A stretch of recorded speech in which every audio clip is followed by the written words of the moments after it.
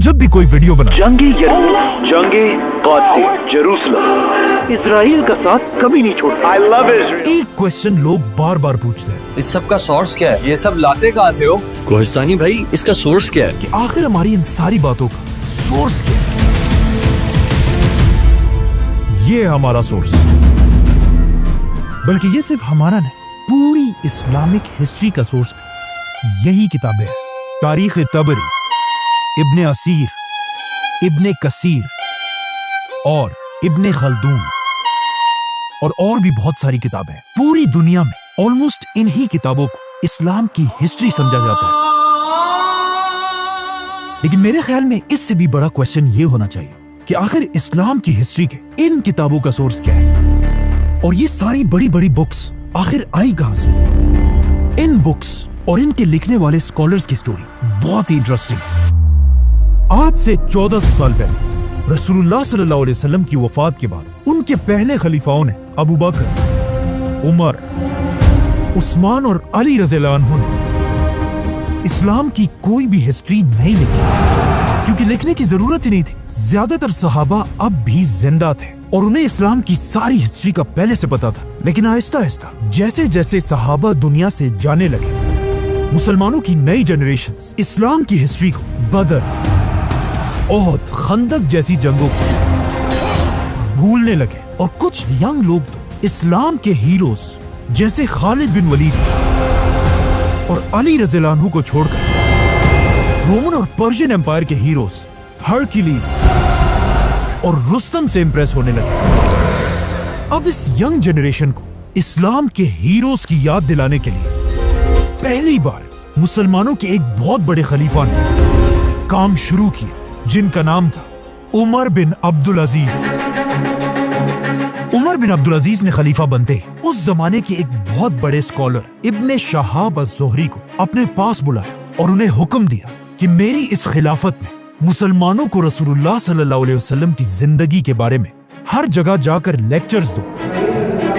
अब उमर बिन अब्दुल अजीज के जमाने में दुनिया के आखिरी कुछ ही सहाबी जिंदा थे, तो इब्ने शहाब ने उनसे रसूलुल्लाह सल्लल्लाहु अलैहि वसल्लम की जिंदगी के बारे में सीखा और उसे आगे अपने स्टूडेंट्स को सिखाने लगे, ताकि कहीं ऐसा ना हो कि आने वाले मुसलमान हमारे इन ग्रेट हीरोज को भूल जाए। और इनके इन्हीं में से दो स्टूडेंट्स को आज पूरी दुनिया जानती है, इब्ने इसहाक और इमाम मालिक। जिसके बाद इब्ने शहाब ने इस्लाम की तारीख की सबसे पहली किताब लिखी। लेकिन जैसे ही उन्होंने ये किताब पूरी की, खलीफा उमर बिन अब्दुल अजीज को शहीद कर दिया गया, और उमर बिन अब्दुल अजीज के शहीद होते ही उसके सिर्फ 30 साल बाद पूरी बनु उमैया की हुकूमत टूट गई, और बनु उमैया के साथ साथ इब्ने शहाब की लिखी हुई इस्लाम की तारीख की पहली किताब भी दुनिया से गायब हो गई। अब बनु उमैया की खिलाफत तो दुनिया से खत्म हो गई, लेकिन उसके बाद दुनिया में एक नई खिलाफत शुरू हुई, अब्बासी खिलाफत। अब अब्बासी खिलाफत में भी बनु उमैया की तरह बहुत सारी खराबियां थी, लेकिन उनमें एक बात ऐसी थी जिसे कोई भी डिनाई नहीं कर सकता। अब्बासी इल्म, नॉलेज से इतनी मोहब्बत करते थे कि उसे हासिल करने के लिए वो किसी भी हद तक जा सकते थे। यहाँ तक कि एक अब्बासी बादशाह ने रोमन एम्पायर से एक बहुत बड़ी जंग सिर्फ अफलातून की एक किताब के बदले में खत्म कर दी थी। अब्बासी खिलाफत के बादशाह मंसूर ने बनु उमैया के कैपिटल को खत्म करके दुनिया में मुसलमानों का एक नया कैपिटल बनाया, बगदाद।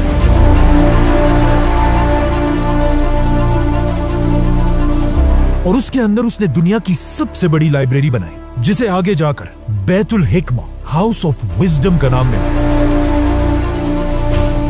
ये लाइब्रेरी बनाते अब्बासी बादशाह मंसूर ने उसी इब्ने शहाब अज़-ज़ुहरी के स्टूडेंट इब्ने इसहाक को अपने पास बुलाया और उसे हुक्म दिया कि जाओ और इस्लाम की हिस्ट्री पर दोबारा एक किताब लिखो, लेकिन कोई ऐसी वैसी किताब नहीं, आदम अलैहिस्सलाम से लेकर मुझ तक उसमें पूरी दुनिया की हिस्ट्री होनी चाहिए। इब्ने इसहाक ने बिल्कुल ऐसा ही किया और मंसूर के ऑर्डर्स पर मुसलमानों की पहली कंप्लीट तारीख लिखी। ये हदीस की किताब नहीं बल्कि एक हिस्ट्री की किताब थी, लेकिन आज इब्ने इसहाक की ये इंपॉर्टेंट बुक भी दुनिया से गायब हो चुकी है। लेकिन अब क्वेश्चन ये है कि आखिर क्यों ये सारी किताबें दुनिया से गायब हो रही थी? क्योंकि अब तक मुसलमानों को पेपर की टेक्नोलॉजी का पता नहीं था। और ये सारी किताबें पुराने जमाने के एक बहुत ही महंगे मटेरियल पपायरस पर लिखी जाती थी, जिसे मुसलमान इन छोटे छोटे पत्तों को मिलाकर बनाते थे, जो पेपर के मुकाबले में एक बहुत ही मुश्किल काम था। पेपर की टेक्नोलॉजी उस जमाने में दुनिया के सिर्फ एक ही मुल्क में थी, मुसलमानों की खिलाफत से बहुत दूर, चाइना। और पेपर की इस टेक्नोलॉजी को चाइना के बादशाहों ने पूरी दुनिया से छुपा कर रखा था, लेकिन बहुत जल्द ये सब बदलने वाला था, क्योंकि अब्बासी खिलाफत के आते ही कुछ ही अरसे बाद मुसलमानों और चाइनीज एम्पायर की सबसे बड़ी जंग,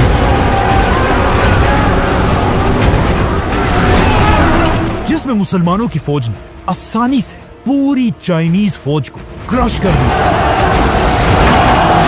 और हजारों चाइनीज सोल्जर्स को अपना कैदी बना लिया। अब कहा जाता है इन्हीं चाइनीज कैदियों में कुछ लोग ऐसे थे जिन्हें पेपर बनाने की टेक्नोलॉजी का अच्छी तरह पता था, और यहाँ से मुसलमान पहली बार इन चाइनीज कैदियों से पेपर बनाने की टेक्नोलॉजी सीखने लगे। लेकिन पहले मुसलमानों को इसकी इंपॉर्टेंस का इतना पता नहीं था। लेकिन फिर आखिर अब्बासी खिलाफत का सबसे बड़ा बादशाह आया, जिसका नाम था हारून रशीद। और हारून रशीद को पेपर की टेक्नोलॉजी की ताकत का अच्छी तरह पता था, इसीलिए उसने बगदाद में दुनिया की सबसे बड़ी पेपर बनाने की फैक्ट्री बनाई, जिसके साथ ही दुनिया में एक नया दौर शुरू हुआ, जिसे आज तक लोग याद करते हैं, इस्लामिक गोल्डन एज। हारून रशीद ने हाउस ऑफ विजडम के बिल्कुल पास दुनिया की सबसे बड़ी पेपर की फैक्ट्री बनाई, जहां पानी की मशीन से डेली हजारों पेपर्स बनाए जाते थे। ये दुनिया की सबसे बड़ी पेपर फैक्ट्री थी, और ये इतनी बड़ी बात थी कि यूरोप में पहली पेपर की फैक्ट्री मुसलमानों से 300 साल बाद बनाई गई थी। अब इसी पेपर की टेक्नोलॉजी की वजह से किताबें गायब होने की टेंशन खत्म हो चुकी थी, क्योंकि जो भी किताब हाउस ऑफ विजडम में लिखी जाती थी उसे इसी पेपर मार्केट में कॉपी कर करके पूरी दुनिया में फैलाया जाता था। इसीलिए इस्लामिक गोल्डन एज में हर तरफ स्कॉलर्स हजारों किताबें लिखने लगे, जिनमें से बहुत सारे आज तक दुनिया में मौजूद हैं। और कहा जाता है उस जमाने में स्कॉलर्स की इतनी इज्जत होती थी जितनी आज रोनाल्डो या मेसी की होती। Cristiano Ronaldo breaks his Lionel Messi does it again. He's superhuman. इसी गोल्डन एज में सही बुखारी और सही मुस्लिम जैसी अहादीस की 6 बड़ी किताबें लिखी गई। लेकिन अब भी एक बहुत बड़ा मसला यह था कि इब्ने इसहाक की किताब गायब होने की वजह से इस्लाम की हिस्ट्री पर कंप्लीट कोई भी किताब नहीं थी। तो अब ये देखकर उसी इब्ने इसहाक के स्टूडेंट इब्ने हिशाम ने दोबारा एक बार फिर इस्लाम की हिस्ट्री पर किताब लिखी, और पेपर की टेक्नोलॉजी की वजह से इब्ने हिशाम की ये किताब आज तक हमारे पास पड़ी हुई है। बल्कि इस किताब का नया वर्जन आपको आसानी से कहीं से भी मिल जाएगा। ये इस्लाम की हिस्ट्री की सबसे पुरानी किताब है। अब इब्ने हिशाम के बाद हर तरफ इस्लाम की हिस्ट्री पर किताबें लिखी जाने लगी, जिसमें इस्लाम की नेक्स्ट हिस्ट्री की किताब अल वाक़िदी ने लिखी। ये है वाक़िदी की किताब, लेकिन आज बहुत सारे स्कॉलर्स वाक़िदी की कुछ बातों को सही नहीं समझते। जिसके बाद वाक़िदी के स्टूडेंट ने भी एक किताब लिखी, तबक़ात इब्ने साद, जिसमें उसने सारे सहाबा की स्टोरीज लिखी।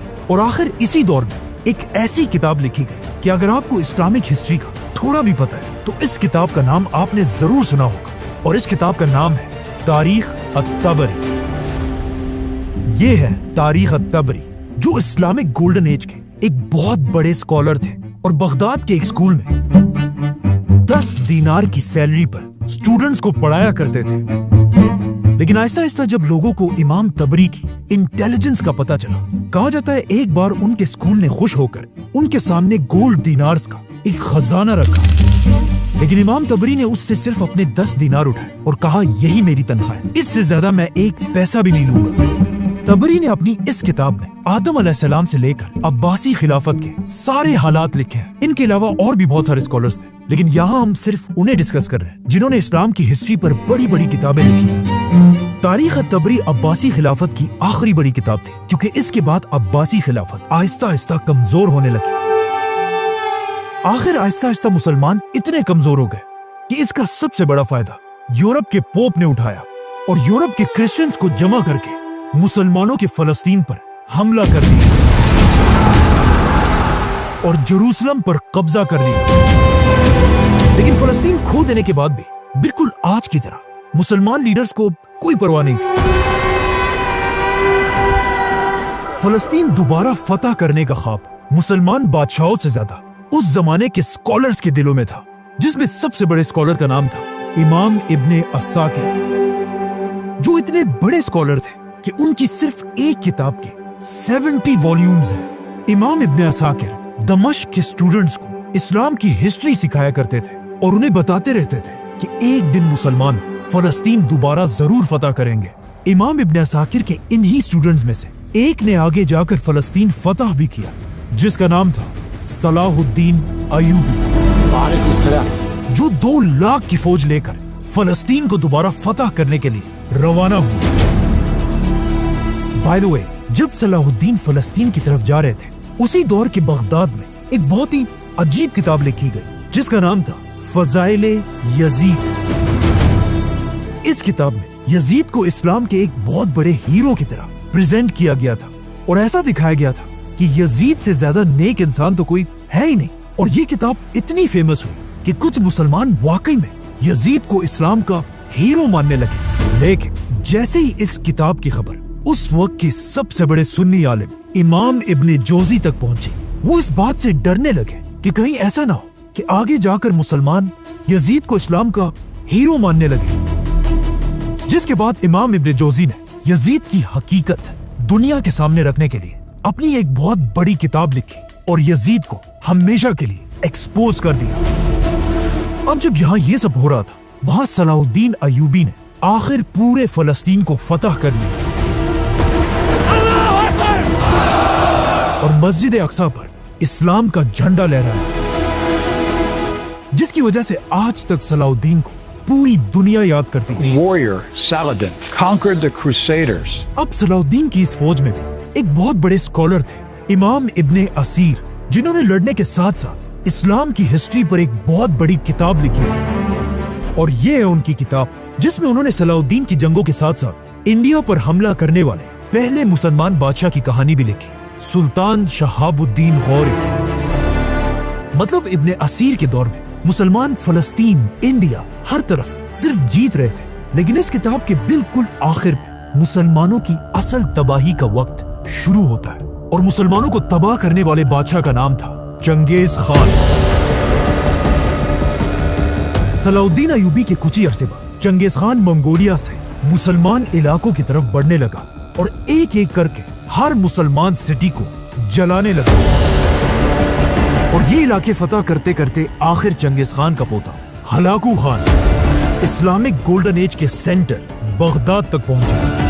कहा जाता है इस वक्त इस्लामिक गोल्डन एज इतनी खराब हो चुकी थी कि लोग साइंस और नॉलेज को छोड़कर एक दूसरे के साथ अजीब अजीब बातों पर बहस करते थे। मतलब जब हलाकू खान तेजी से बगदाद की तरफ बढ़ रहा था, बगदाद के अंदर मुसलमानों की ये बहस चल रही थी कि एक सुई की नोक पर कितने फरिश्ते बैठ सकते हैं। हजरत ईसा अलैहिस्सलाम कैसी रोटी खाया करते थे, और ऑफ कोर्स शिया सुन्नी की आपस की बहस। और जब मुसलमान आपस में इन बहसों में बिजी थे, हलाकू खान की फौज बगदाद में दाखिल हुई और शिया सुन्नी को देखे बगैर सबको मुसलमान समझकर सबकी गर्दनें उड़ा दी।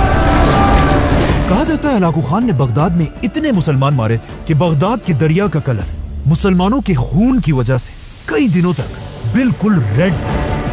और आखिर सबको मारने के बाद हलाकू खान की फौज दुनिया की सबसे बड़ी लाइब्रेरी हाउस ऑफ विजडम के दरवाजे तक पहुंची और उसे आग लगाकर उसकी सारी किताबों को दरिया में फेंक दिया। और ये इतनी ज्यादा किताबें थी कि इन किताबों की इंक की वजह से अब बगदाद का दरिया रेड के बजाय कई दिनों तक ब्लैक कलर का हो गया। और फिर हलाकू खान ने बगदाद की सारी पेपर बनाने की फैक्ट्रियों को आग लगा दी और इस तरह इस्लामिक गोल्डन एज खत्म हो गई और मुसलमानों की 400 साल की मेहनत बगदाद के दरिया में बह गई। और मुसलमान इतने कमजोर हुए कि मुसलमान स्कॉलर्स के पास भी लिखने के लिए पेपर भी नहीं था, जिसकी वजह से मुसलमान पहली बार यूरोप से पेपर मंगवाने लगे, जिससे यूरोप में पेपर की प्रोडक्शन आसमान तक चली गई और पहली बार यूरोप के क्रिश्चियंस मुसलमानों से ज्यादा पेपर बनाने लगे। अब जब मंगोलों की तबाही के बाद पूरी मुसलमान दुनिया में एक मायूसी छाई हुई थी और साइंस और हिस्ट्री की बहुत सारी किताबें बर्बाद हो चुकी थी, इसी दौर में कुरान की तफसीर और इस्लाम की हिस्ट्री के बारे में सबसे बड़ी किताब लिखी गई, जिसका ऑलमोस्ट हर मुसलमान ने नाम जरूर सुना होगा, और इस किताब का नाम है तारीख इब्ने कसीर। इस किताब का असली नाम अल-बिदाया व निहाया है, which means शुरू से लेकर आखिर तक, जिसमें उन्होंने आदम अलैहिस्सलाम से लेकर कयामत तक हर डिटेल लिखी है। इब्ने कसीर के बाद एक और भी बहुत बड़े मुसलमान साइंटिस्ट ने इस्लाम की हिस्ट्री पर किताब लिखी, जिन्हें कुछ लोग मुसलमानों का आखिरी बड़ा साइंटिस्ट मानते हैं, जिनका नाम था अल्लामा इब्ने खल्दून, और ये है उनकी किताब। इस किताब की पहली जिल्द को आज तक हार्वर्ड और ऑक्सफोर्ड जैसी यूनिवर्सिटीज में पढ़ाया जाता है, बल्कि इब्ने खल्दून के नाम पर आज भी तुर्की में एक बहुत बड़ी यूनिवर्सिटी बनी है। आज कुछ स्कॉलर्स इब्ने खल्दून को मुसलमानों का आखिरी बड़ा स्कॉलर मानते हैं, क्योंकि मंगोलों की तबाही के बाद अब दुनिया में सबसे ज्यादा पेपर मुसलमान ने बल्कि एक यूरोप के क्रिश्चियंस बना रहे थे। और जिस साल इब्ने खल्दून फौत हुए, उसी साल यूरोप में एक आदमी पैदा हुआ, गुटेनबर्ग, जिसने एक ऐसी मशीन इजाद की कि दुनिया को हिला कर रख दी, प्रिंटिंग प्रेस, जिससे यूरोप में आहिस्ता आहिस्ता मिलियंस ऑफ किताबें लिखे जाने लगी। और ये प्रिंटिंग प्रेस इतना जबरदस्त मशीन था कि पहले जो आदमी दिन में 40 पेजेस लिखा करता था, अब इस प्रिंटिंग प्रेस की मशीन की वजह से वो हर दिन 4000 पेजेस प्रिंट करने लगा, जिससे of course Europe Aahista Aahista मुसलमानों से आगे निकलने लगा। और अब इस प्रिंटिंग प्रेस के दौर में मुसलमानों की दुनिया में एक नई सुपर पावर बन चुकी थी, उस्मानिया सल्तनत। और उस्मानिया सल्तनत ने एक ऐसा फैसला किया जिसे आज तक उनका सबसे बड़ा ब्लंडर माना जाता है। उस्मानिया सल्तनत के बादशाह और स्कॉलर्स ने मिलकर एक बहुत ही अजीब ऐलान किया कि ये मशीन प्रिंटिंग प्रेस मुसलमानों के लिए हराम है। और वो इसलिए क्योंकि कुछ स्कॉलर्स ने कहा कि इल्म सिर्फ कलम से लिया जा सकता है, मशीनों से नहीं। कुछ ने कहा कि ये तो एक क्रिश्चियन इन्वेंशन है, इसे तो हराम होना चाहिए। और कुछ स्कॉलर्स इस बात से डर रहे थे कि अगर हर मुसलमान के हाथ में किताब आ गई तो फिर हमारा क्या होगा। जो भी हो, अब एक तरफ यूरोप के पास 1000 प्रिंटिंग प्रेस थे और दूसरी तरफ मुसलमान दुनिया में 0, मतलब एक मुसलमान अब भी दिन में सिर्फ 40 पेजेस लिख सकता था। और इसके मुकाबले में यूरोप का एक क्रिश्चियन दिन में 4000 पेजेस प्रिंट कर सकता था। तो ऑफ कोर्स यहाँ से मुसलमानों का डिक्लाइन शुरू हुआ और यूरोप ऊपर जाने लगा और मुसलमान इल्म और नॉलेज को छोड़कर ताजमहल जैसी बड़ी बड़ी बिल्डिंग्स बनाने लगे और यूरोप में यूनिवर्सिटीज और लाइब्रेरीज बनने लगी, जिसकी वजह से इब्ने खल्दून और अल-बैरूनी की बजाय अब दुनिया के बड़े बड़े साइंटिस्ट यूरोप में पैदा होने लगे। Leonardo da Vinci, Galileo, Newton. आखिर यूरोप के इस प्रिंटिंग प्रेस के 300 साल बाद उस्मानिया सल्तनत को रियलाइज हुआ कि उन्होंने कितनी बड़ी गलती की है और 300 साल बाद मुसलमानों ने अपना पहला प्रिंटिंग प्रेस बनाया। लेकिन अब बहुत देर हो चुकी थी और आज तक मुसलमान दोबारा यूरोप के सामने अपना सर नहीं उठा सके। सब्सक्राइब।